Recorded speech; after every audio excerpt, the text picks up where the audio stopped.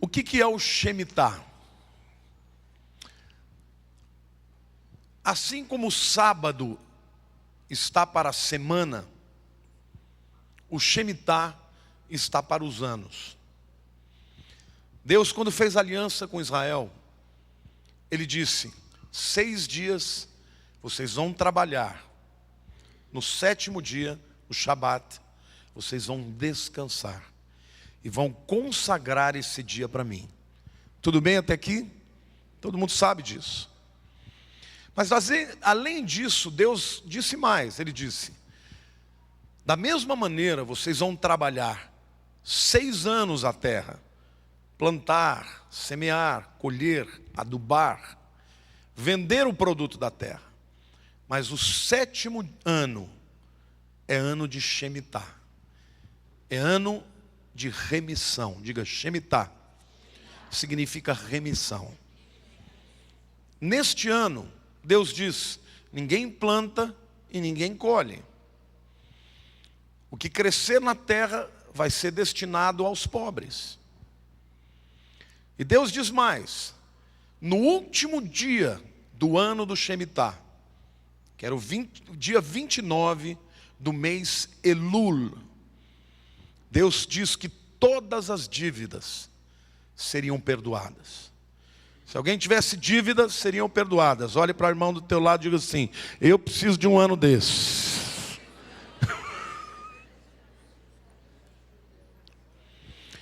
Queridos, eu quero que você entenda que Deus não concebeu dentro do seu plano para o seu povo viver debaixo de dívida.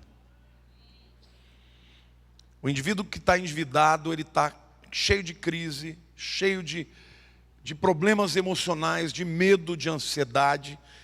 Portanto, Deus está dizendo para nós que o propósito dele é o cancelamento das nossas dívidas. Amém? Vinha de cima, sobrenatural. Por isso a palavra Shemitah significa remissão, redenção, perdão de dívidas. E Deus então, Ele diz que se o povo tivesse andando segundo a sua vontade, o Shemitah seria uma bênção. Mas se o povo andasse na apostasia, o abandono, o afastamento, a quebra da aliança, Shemitah passa a significar juízo, queda. E foi exatamente num ano de Shemitah que o templo de Jerusalém foi destruído na invasão dos babilônios.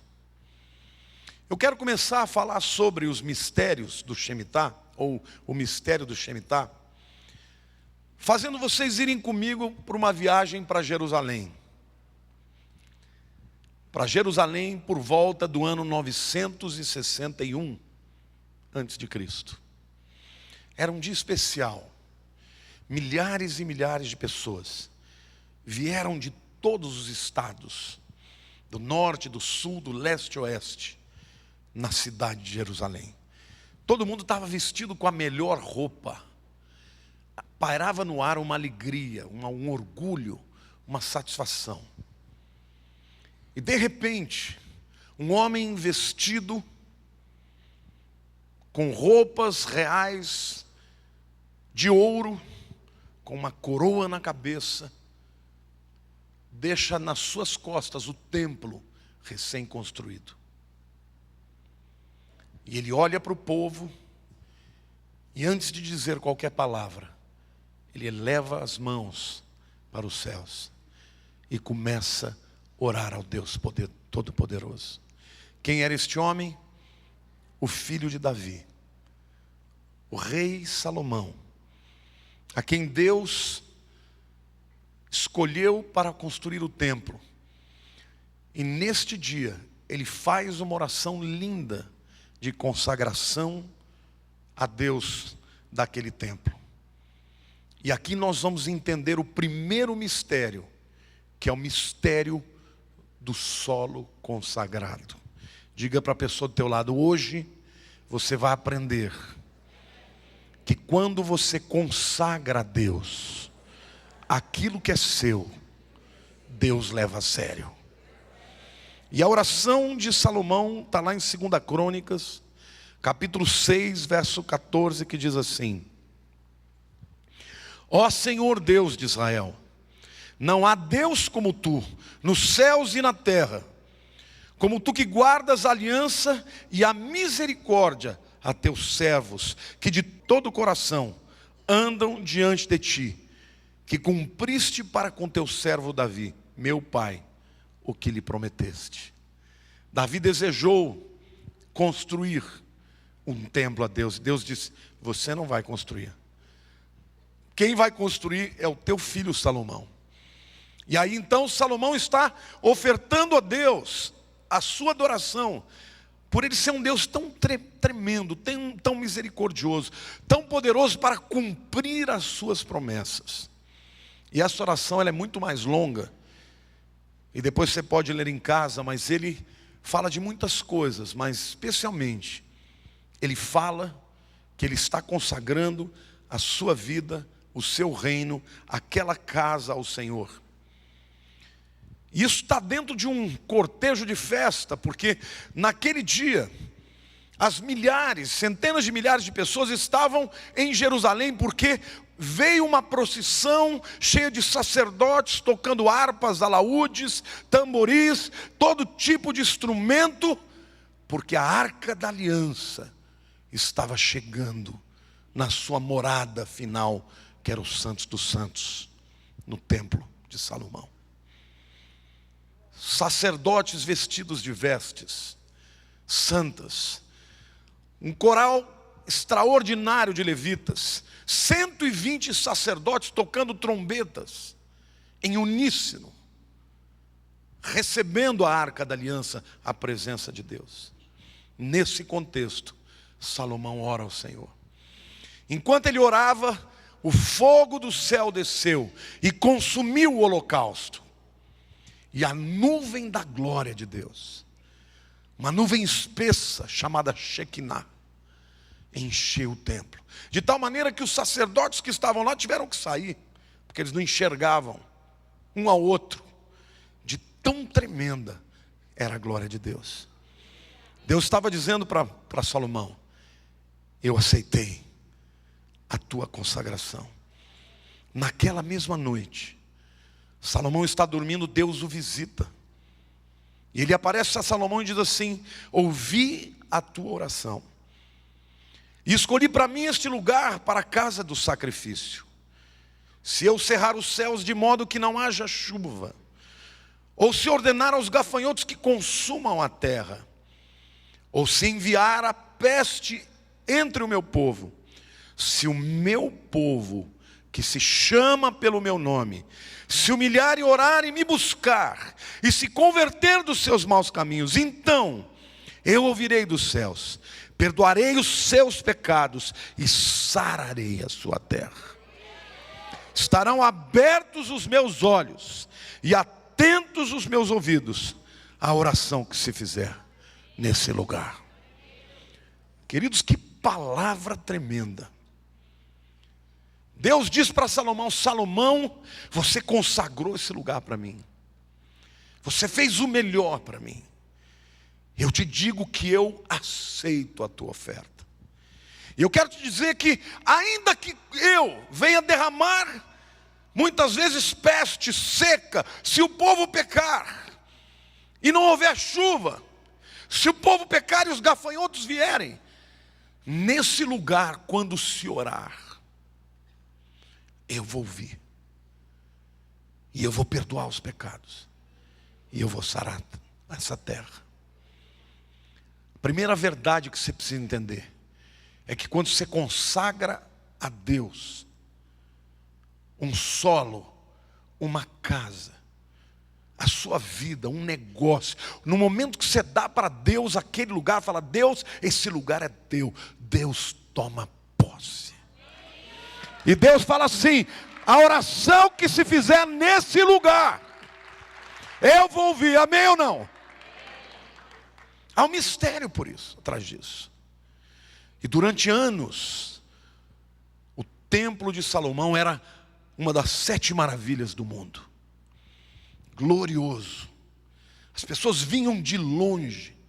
Quando iam chegando em Jerusalém, viam as colunas de fogo dos animais sacrificados, sentiam o cheiro e se alegravam porque estavam seguros.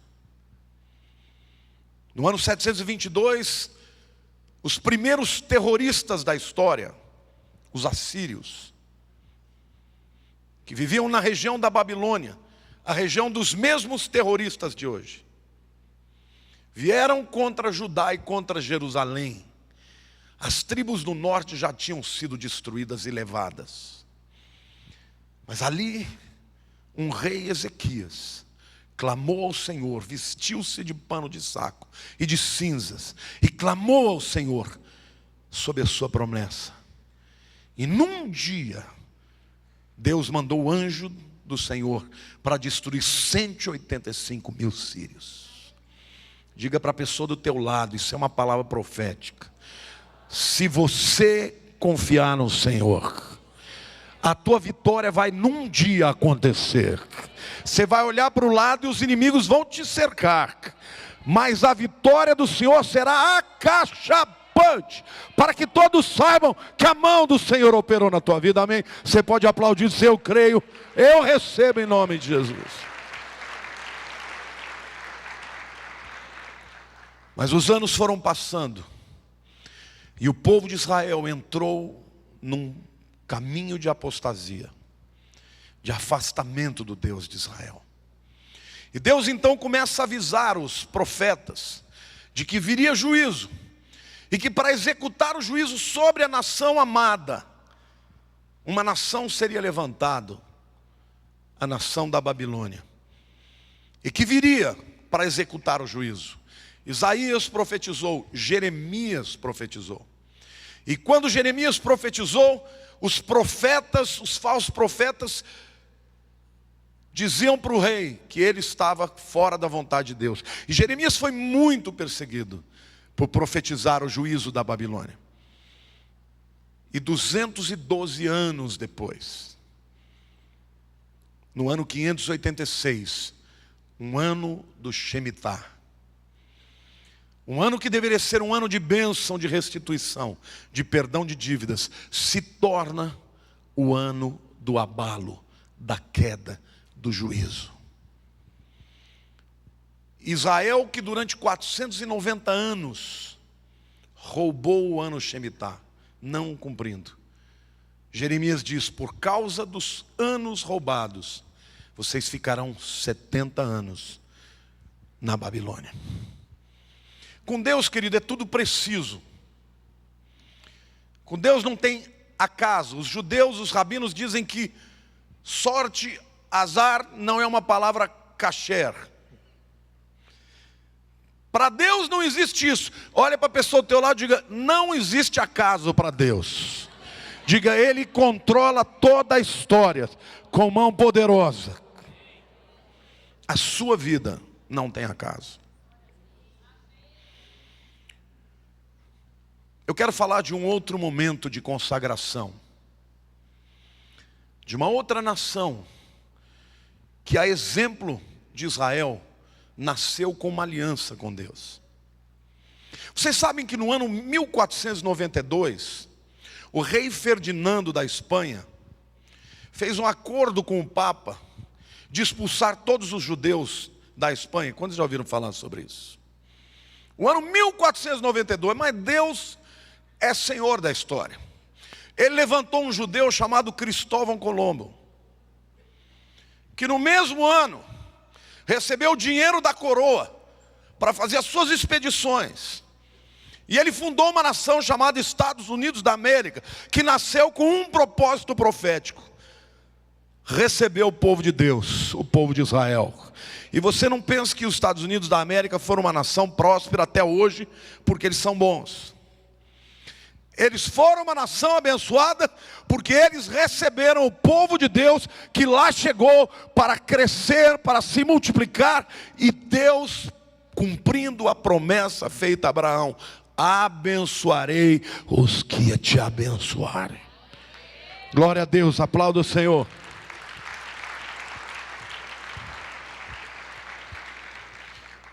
Mas durante muitos anos, a América foi uma colônia dos britânicos. Mas na Guerra da Independência, houve um homem chamado General George Washington, que veio se tornar depois o primeiro presidente americano. O primeiro ato dele como presidente foi na capital americana da época, fazer uma oração de consagração a Deus, semelhante a que fez Salomão. Ele subiu num palanque, também estava com uma roupa especial de gala, também estava rodeado de milhares de americanos, alegres e felizes pela vitória na guerra da independência. E naquele momento, ele também levanta as mãos para os céus. E naquele momento, ele também consagra a nação americana a Deus. E ele então estende a sua mão direita sobre a Bíblia e faz uma profecia. Ele diz assim: se a América porventura se desviar da tua palavra, ela deixará de ser uma bênção e cairá diante dos seus inimigos. Se todavia ela andar na tua palavra, os inimigos cairão diante da América, como caíram nos dias que vivemos. Sabe onde isso aconteceu? Sabe onde era a capital americana? Na cidade de Nova York, nessa época. Sabe onde foi feita esta oração? Consagrando o solo para Deus. Num lugar onde hoje é chamado de Ground Zero. Ground é solo, zero é zero. É o solo onde se consagra a nação nasceu como nação livre. No lugar chamado Ground Zero. Exatamente o lugar onde as torres gêmeas foram construídas. Exatamente 212 anos depois que a nação foi consagrada a Deus. E a Constituição americana foi fundada debaixo dos princípios da palavra de Deus. 212 anos depois, exatamente como o templo de Salomão. As torres gêmeas caíram como sinal do juízo de Deus. Olhe para a pessoa do teu lado e diga assim: isso é muito sério. Diga, se você consagrar alguma coisa para Deus, não profane. Eu gosto da palavra no inglês, porque ela é exatamente o oposto, né? Consecrate, desecrate. No português não é, né? É consagrar e profanar. Mas desecrate é literalmente desconsagrar. E quando aquilo que foi consagrado se torna profanado, o mesmo Deus que promete abençoar, proteger, prosperar, é o Deus que traz o juízo. Portanto, o 11 de setembro de 2001,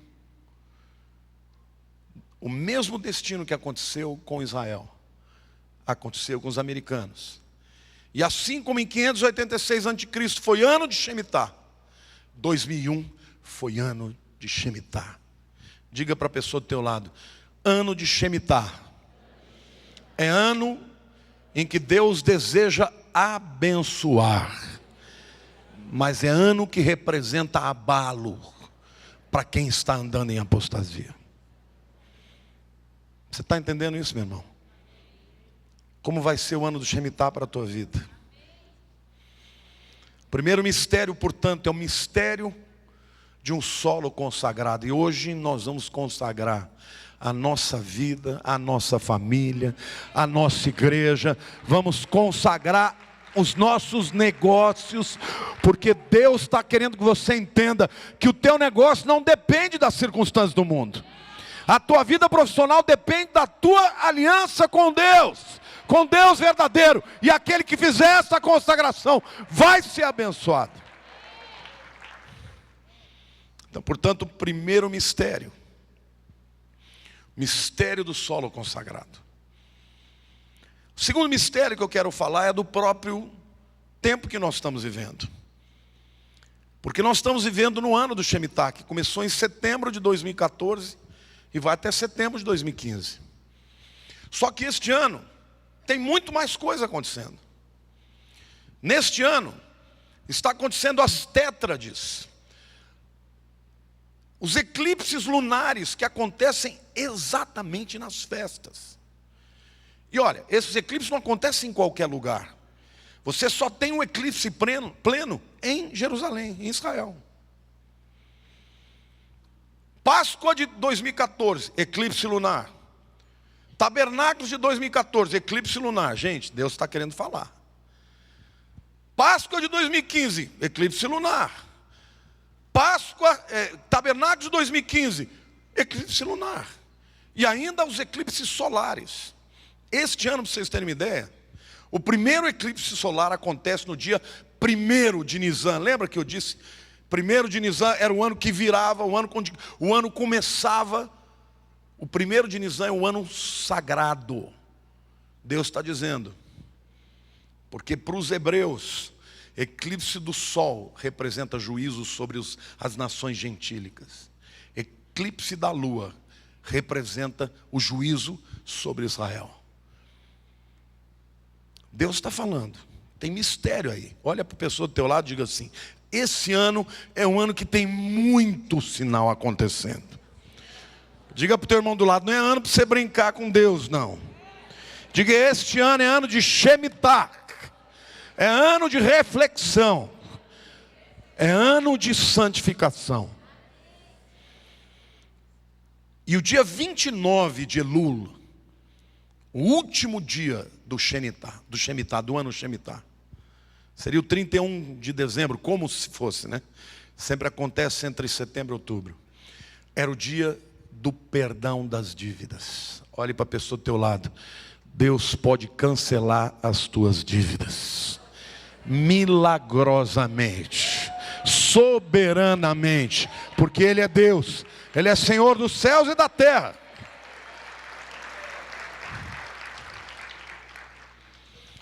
Nos últimos 40 anos nós tivemos 5 grandes colapsos. Domingo passado eu falei sobre 7.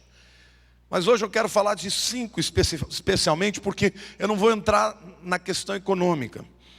Mas os colapsos que aconteceram foram no ano 73, 80, 87, 2000 e 2007.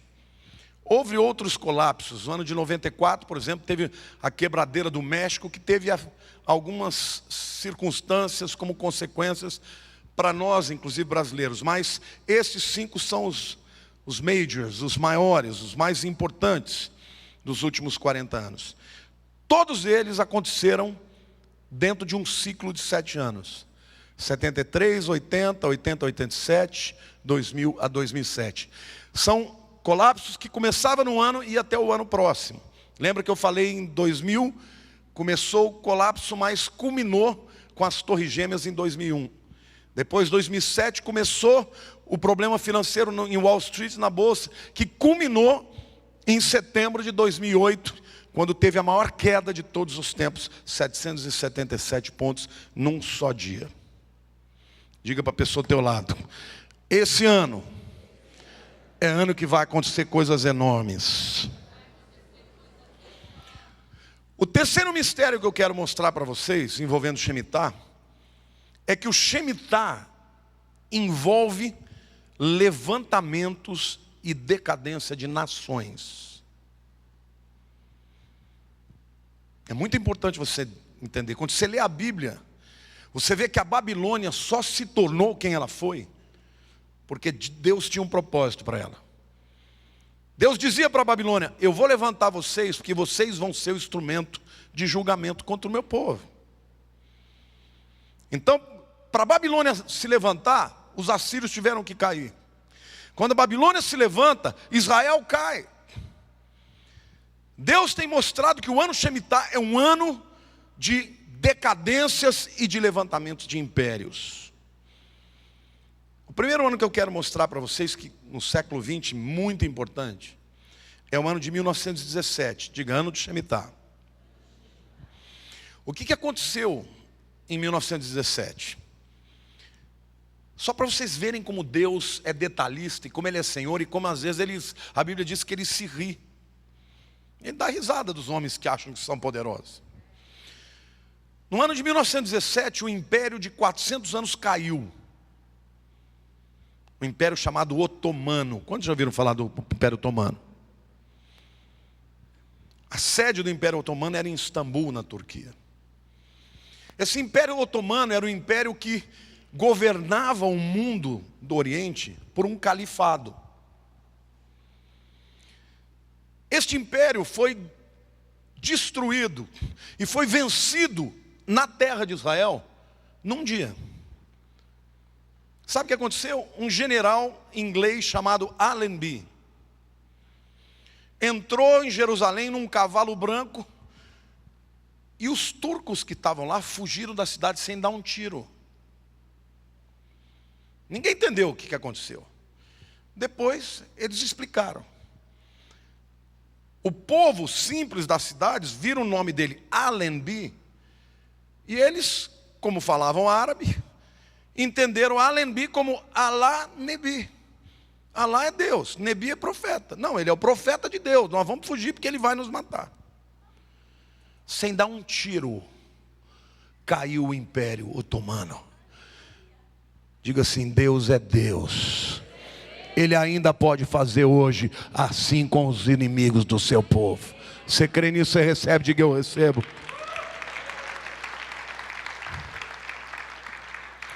Pois é, os ingleses que ali entraram, no ano do Shemitah, foram levantados como um império, que governava, que tinha um poder sobre a terra da Palestina, da terra de Israel.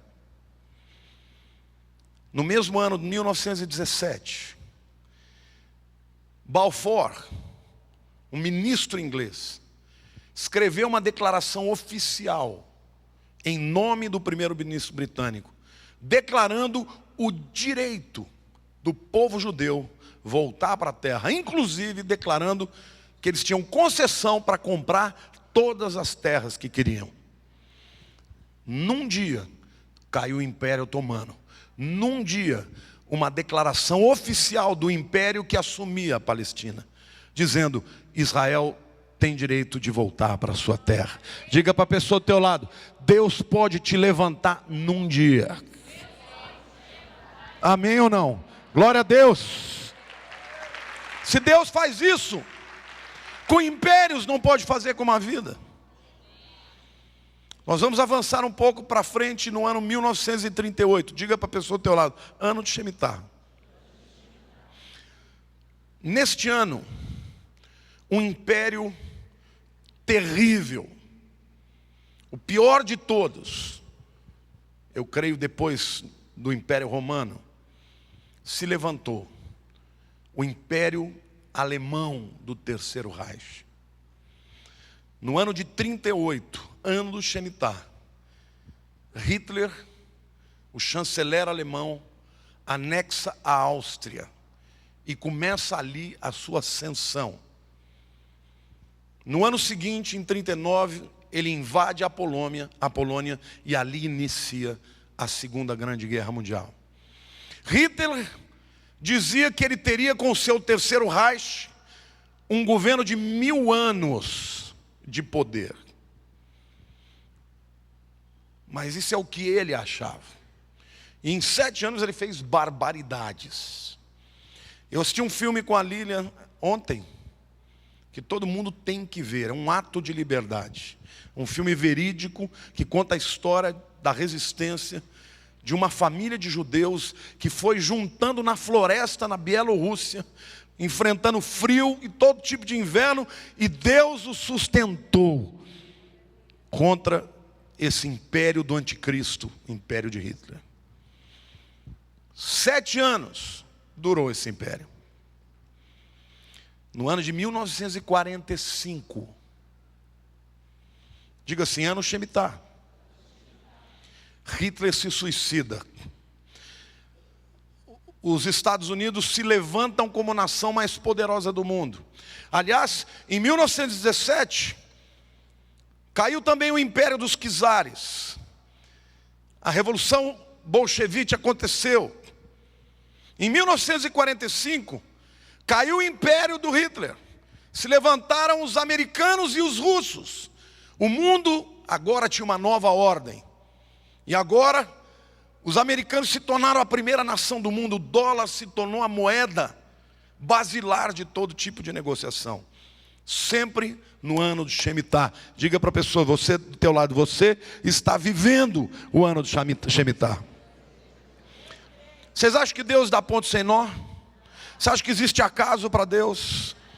Queridos, em 1945, depois da vitória, depois de determinada guerra, o fim da guerra, todos os aliados se reuniram em Berlim.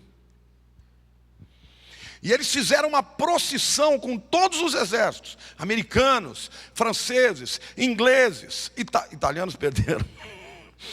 Quem mais que estava lá nos aliados?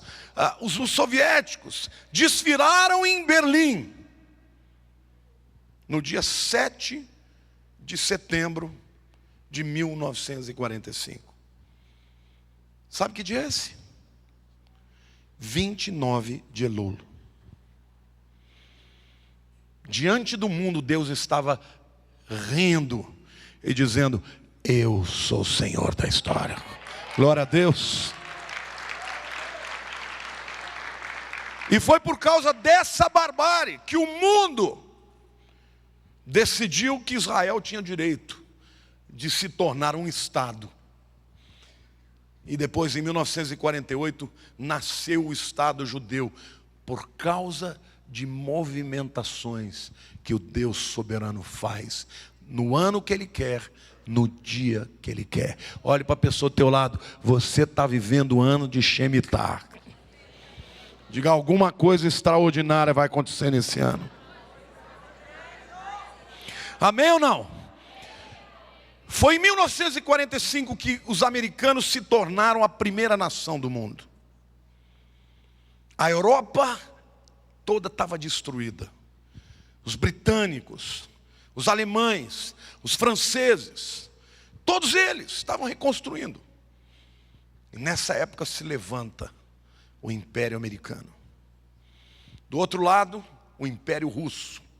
E eles começaram ali a chamada Guerra Fria, que durante anos fez com que eles tivessem uma corrida armamentística, a ponto de, tanto Estados Unidos como Rússia, ter o poder bélico para destruir a terra 30 vezes cada um. Mas diga assim, Deus continua Senhor da história.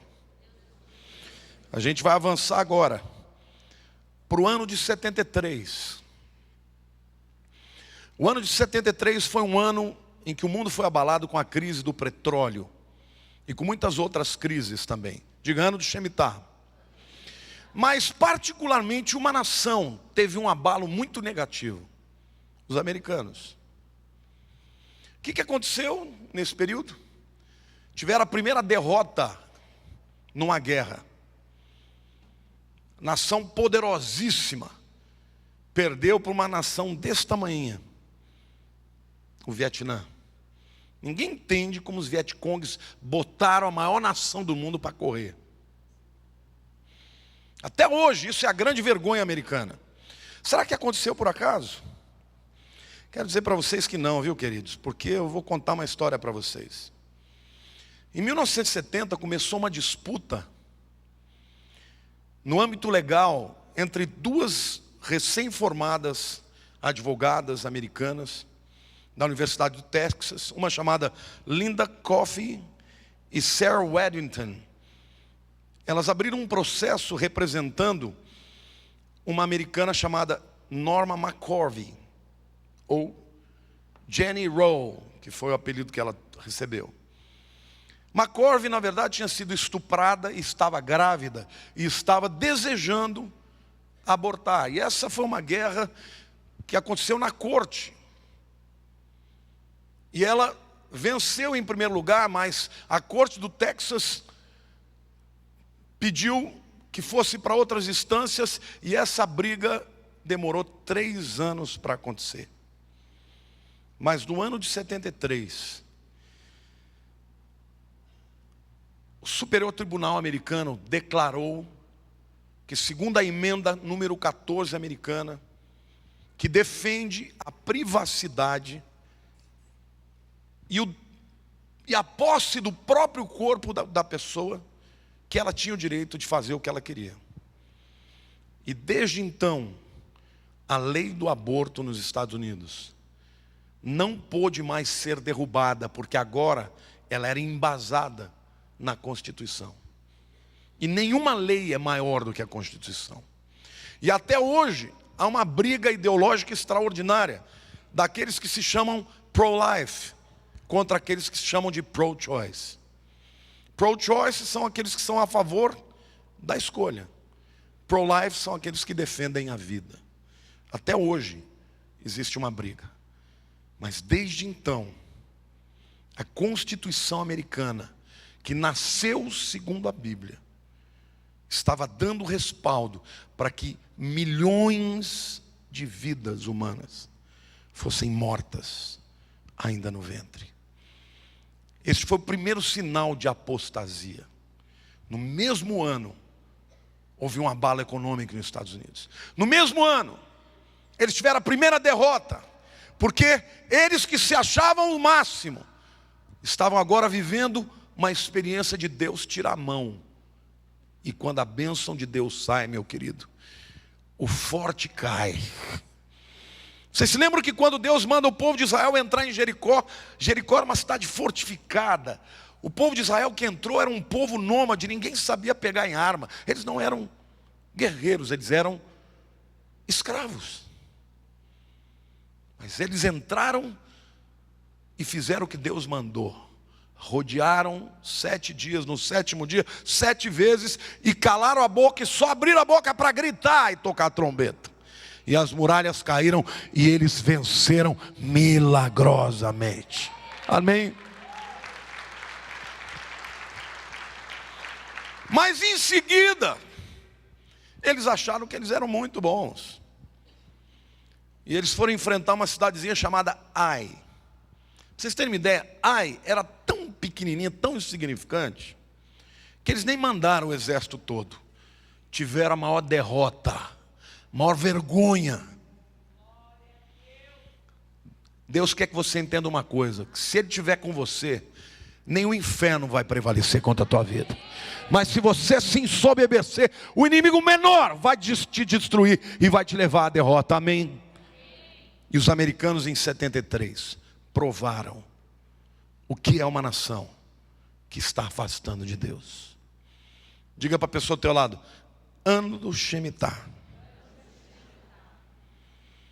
Diga assim: ano que pode ser a bênção, o perdão das dívidas, ou pode ser um ano de abalos e de derrota. Aliás, muitas vezes os abalos acontecem, mas acontecem não para a derrota, acontecem para a glória de Deus.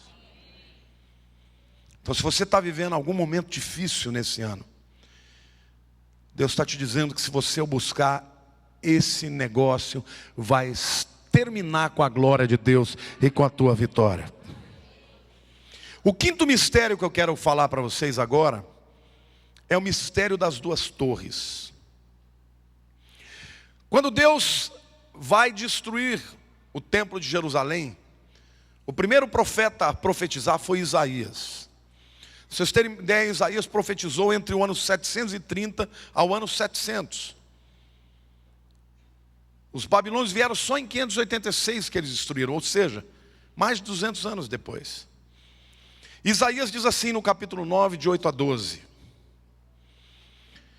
o Senhor enviou uma palavra contra Jacó, e ela caiu em Israel. todo o povo saberá. Efraim, quando fala de Efraim, está falando das 10 tribos do norte, tá? E os moradores de Samaria, que em soberba e altivez de coração dizem: os tijolos ruíram por terra, mas tornaremos a edificar com pedras lavradas. Cortaram-se os sicômoros, mas por cedros os substituiremos. Porque o Senhor suscita contra ele os adversários de Rezim e instiga os inimigos. Do oriente vêm os sírios, do ocidente os filisteus, e devoram a Israel a boca escancarada. Com tudo isso não se aparta a sua ira, e a mão dele continua ainda estendida. Deus está dizendo que Israel, neste ponto da história, é uma nação soberba.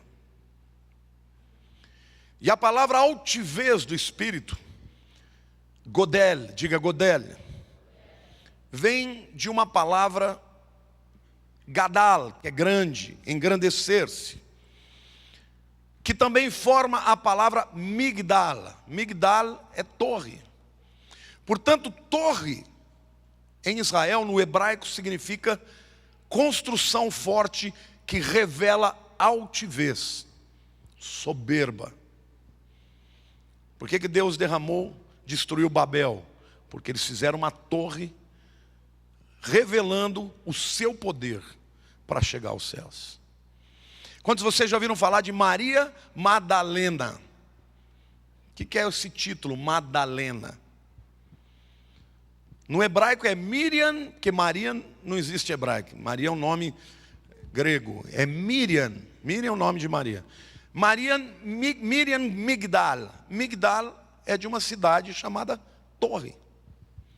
Migdal, por isso Madalena. Então, na verdade, a palavra torre no hebraico, ela está envolta desse princípio de soberba, de altivez. E Deus fala que com esse tipo de coisa, Ele derruba. Só que o povo ali diz o seguinte: vocês vão derrubar? Nós vamos reconstruir. Se o sicômoro cair, a gente planta cedro, que é mais resistente. Isaías está profetizando que o povo, ao invés de se quebrantar, está se ensoberbecendo. E Deus fala: com soberbo eu derrubo. Quantos aqui querem ser abençoados esse ano aqui? Você quer que eu te dê uma lição de como é que você vai ser abençoado? Quantos querem um segredo que é infalível? A Bíblia diz assim: Deus resiste ao soberbo, mas dá graça ao humilde. O que é um humilde, hein? Humilde é aquele que quando recebe uma bênção fala: isso não é pela minha capacidade, é pela bênção de Deus. Humilde é aquele que entra em contenção com Deus, fala: Deus, eu não mereço. Eu sou pecador, mas o Senhor é bom. A tua graça e a tua misericórdia dura para sempre na minha vida. Humilde é aquele que quando está diante de Deus, ele sabe que Deus é grande, que ele é um inseto. E quando o homem se humilha, a Bíblia diz que Deus vai exaltá-lo. Muita gente cai quando começa a subir. Sabe qual é o momento mais perigoso da tua vida? Não é no momento da prova, porque na hora da prova todo mundo é humilde. Mas na hora que o indivíduo cresce um pouquinho, tem uma promoção, ganha dinheiro, ele acha que ele é o cara.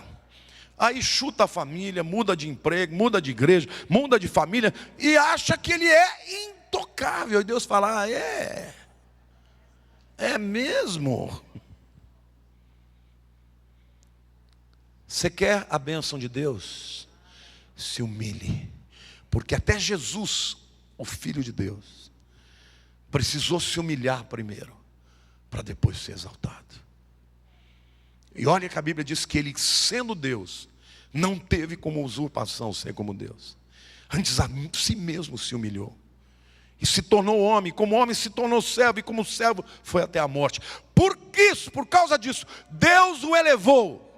E deu a ele um nome sobre todo nome, diante do qual todo joelho vai se dobrar e toda língua vai confessar que Cristo Jesus é o Senhor.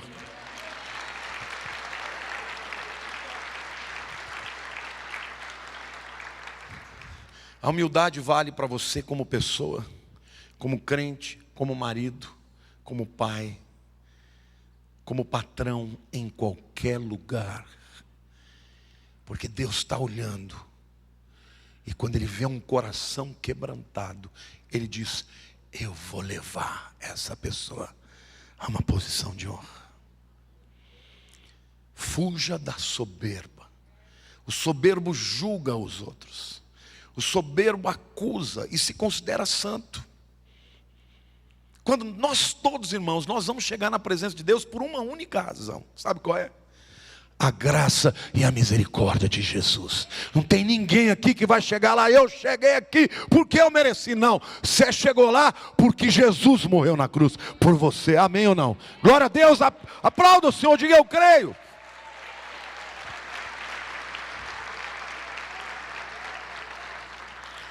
Mas qual é o mistério dessas torres? O mistério é que no lugar onde os americanos consagraram a Deus o solo,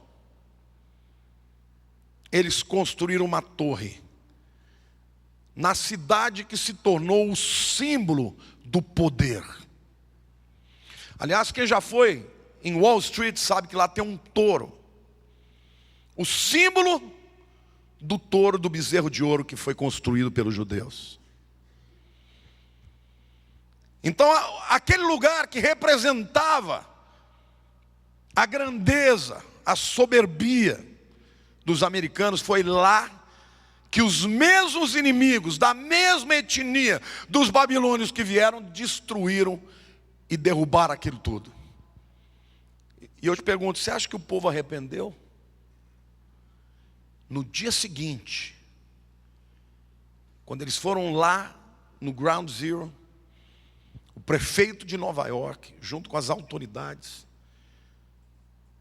presidente americano, para vocês saberem, o texto de Isaías diz que se o sicômoro for cortado, eles plantam cedro. Vocês sabiam que naquele lugar tinha uma árvore sicômoro que com a queda das torres foi cortada? E que no lugar dela eles plantaram cedros. E ao invés do presidente americano chegar lá e declarar: Deus, nós pecamos contra ti, a nossa nação tem sido soberba contra ti, sabe o que eles declararam? Nós vamos reconstruir. Derrubar essas torres, nós vamos construir uma mais alta. Torre soberba. Eu não vou naquela torre. Estão dizendo que esse ano ela vai ser inaugurada. Shemitah. Eu não passo nem perto de Nova York quando chegar 13 de setembro. Mas você vê o que está acontecendo. A profecia que se cumpriu em primeiro lugar para Israel teve uma aplicação perfeita para o povo americano. Porque hoje os americanos são o povo mais que exporta apostasia para o mundo. Todo tipo de afronta para Deus, feitiçarias. Sabe quais são os filmes que mais vendem? São os de feiticeiros, os de dragões, os de bruxas, os de vampiros. É só filme de abominação para Deus. Quem é que comanda isso aí no mundo? Hollywood.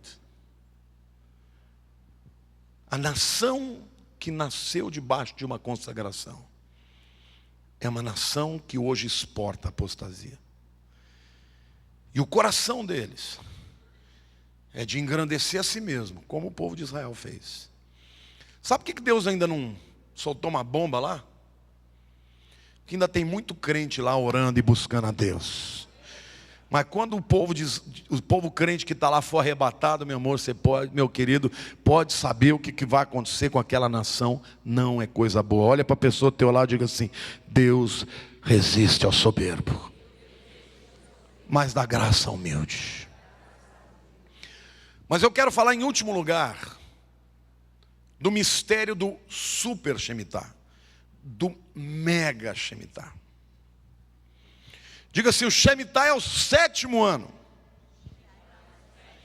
E diga: o super Shemitah é o 49º ano. Eu vou ler para vocês o que diz Levíticos, capítulo 25, de 8 a 11. Deus ama trabalhar em ciclo, viu, gente? E o número 7 para Deus é uma coisa extraordinária.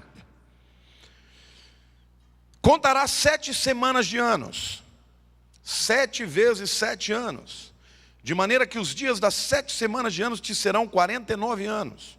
Diga, super Shemitah. Então no mês 7º, aos 10 do mês, fará passar a trombeta vibrante. Diga, Yovel. Diga, trombeta de carneiro. No dia da expiação, diga, Yom Kippur, fareis passar a trombeta por toda a terra. Santificareis o ano 50º e proclamareis liberdade na terra a todos os seus moradores. Ano jubileu, Yovel vos será, e tornareis cada um a sua possessão, e cada um a sua família. O ano 50º vos será jubileu. Não semeareis, nem cegareis o que nele nascer de si mesmo, nem nele colhereis as uvas das vinhas não podadas. No ano do Shemitah, Deus fala, as dívidas serão perdoadas. Mas depois de 7 Shemitahs, 49 anos, o ano seguinte é o jubileu. Você já ouviu falar sobre o jubileu, mas você precisa saber de algumas coisas. O ano do jubileu começa sempre no Yom Kippur. Yom Kippur é o dia da expiação. Nesses 10 primeiros dias, o primeiro dia do mês que se segue ao 29 de Elul é o mês de Tisrei. É o Rosh Hashanah, é o ano novo judeu. É o primeiro dia do ano. Durante 10 dias, até hoje em Israel, eles têm o chamado período de Teshuvah. Já ouviu falar sobre isso? O que é o Teshuvah? É um período de arrependimento. É um período em que as pessoas fazem uma avaliação pessoal. Será que eu estou com raiva de alguém da minha família? Vou perdoar. Estou com raiva de algum irmão? Eu vou perdoar. As pessoas olham para dentro de si. Porque no 10º dia, o dia da expiação, é dia do perdão.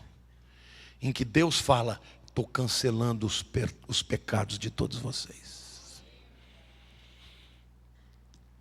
O jubileu não só é perdão de dívidas.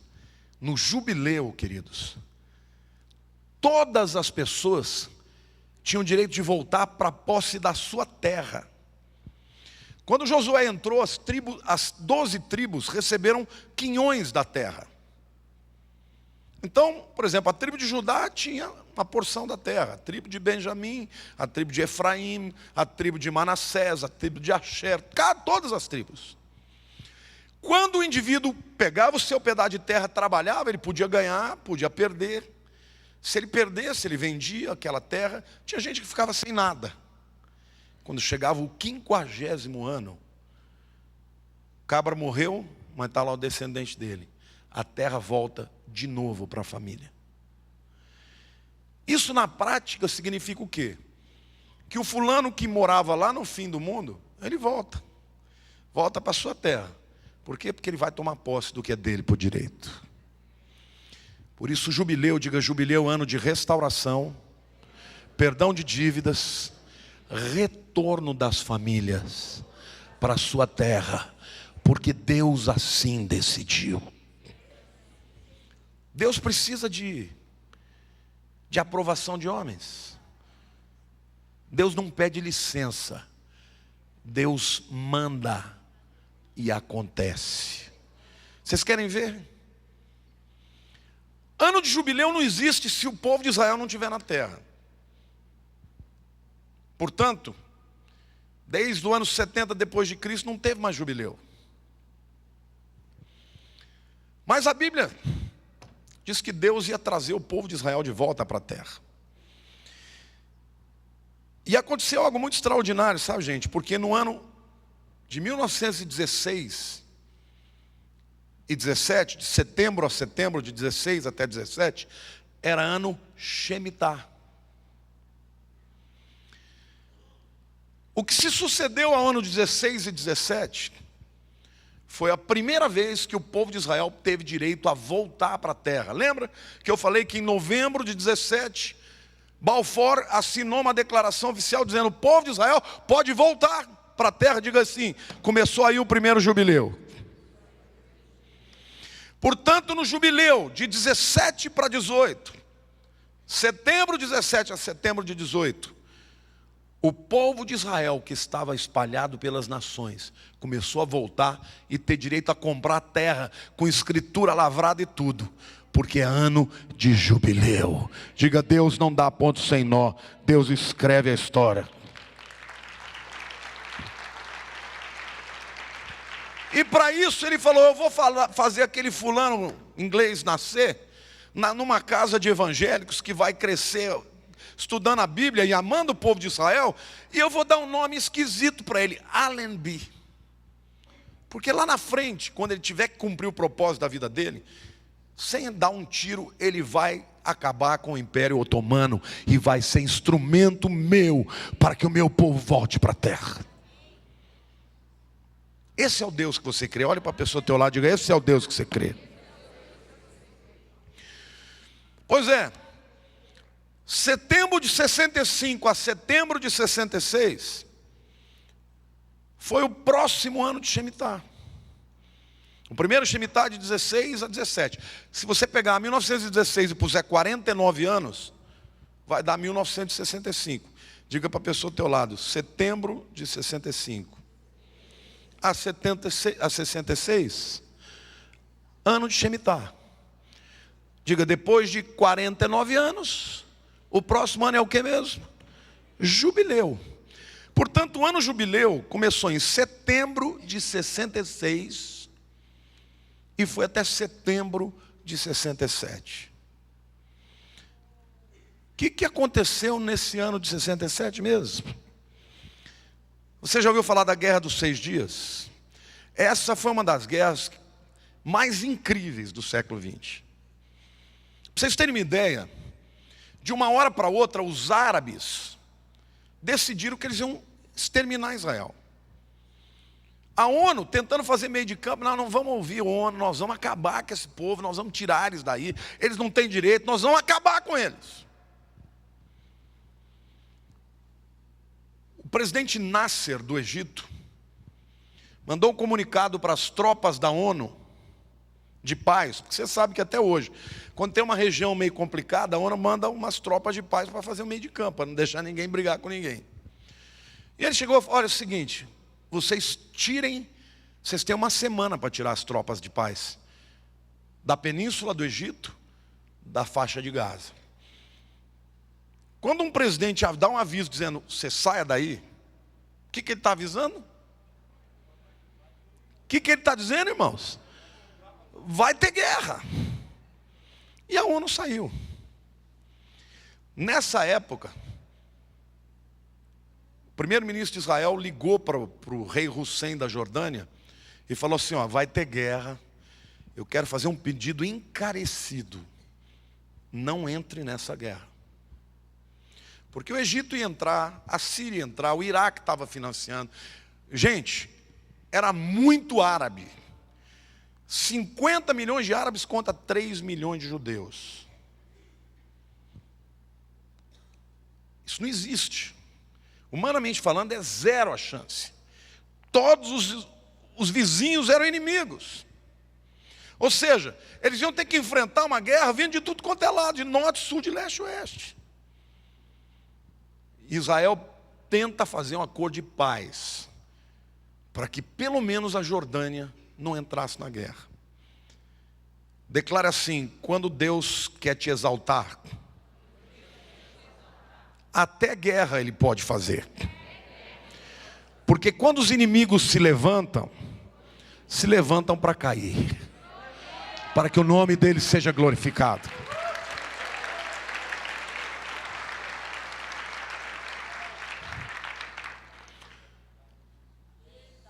No dia 6 de junho de 1967, finzinho do ano jubileu, ia terminar em setembro de 67.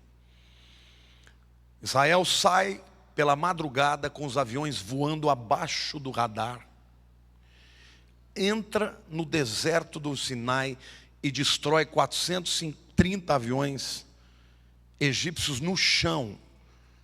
Destruiu não só os aviões, como todas as pistas de pouso e decolagem.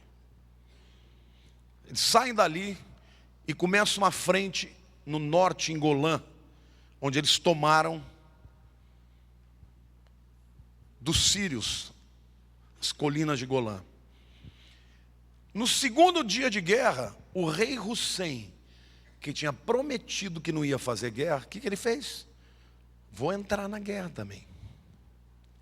Por que ele tinha que entrar nessa guerra? Porque eles sabem quem que controlava Jerusalém nessa época? A Jordânia. Se a Jordânia não tivesse guerreado, até hoje Jerusalém estava lá, no poder da Jordânia. Aliás, no início do ano de 67, o rei Hussein da Jordânia tinha feito um grande projeto para fazer aquela região ali entre o muro, entre o Monte das Oliveiras e o Monte Moriá, um complexo hoteleiro para receber os muçulmanos que vinham para adorar. Acontece que começou a guerra.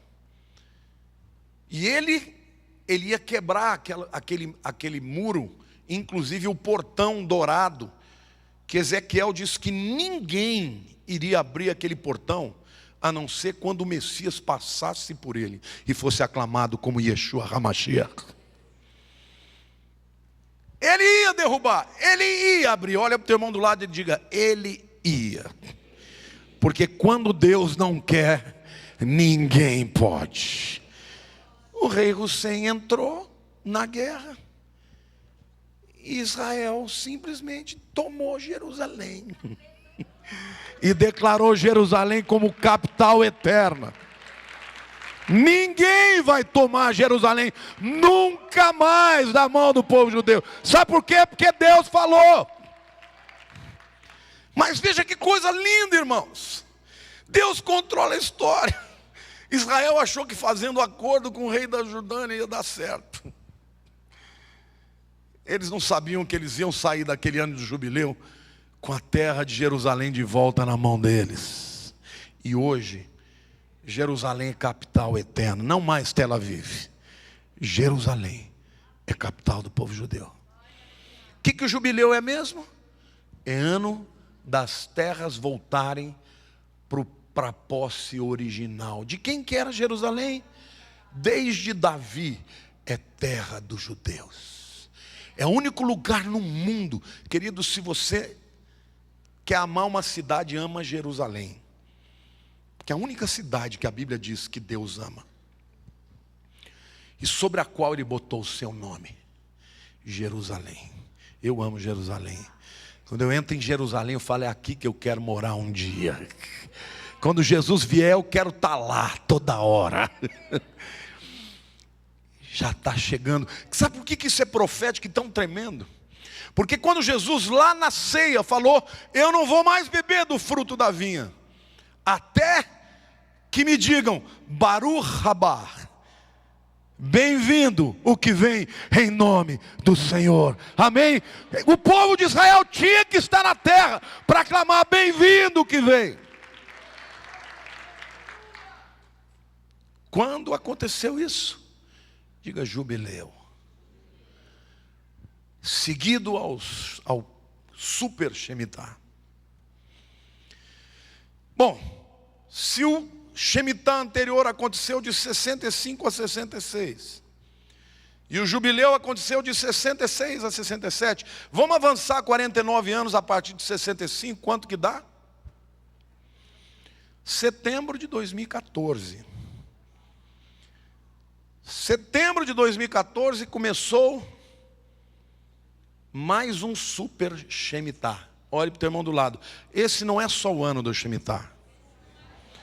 É o 7º Shemitah. É o super Shemitah. Aleluia. Glória a Deus.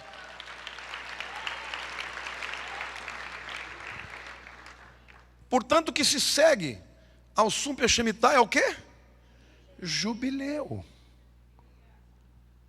E o jubileu, meu querido, muitos teólogos dizem que Jesus vai voltar num ano jubileu.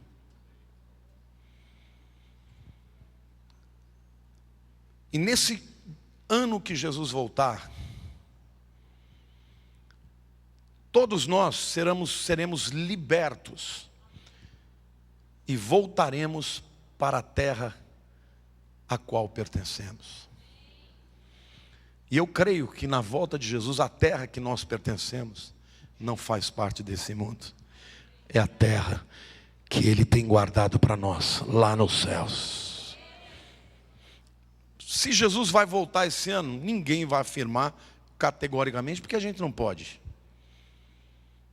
Mas que tem muita coisa acontecendo, muito sinal junto.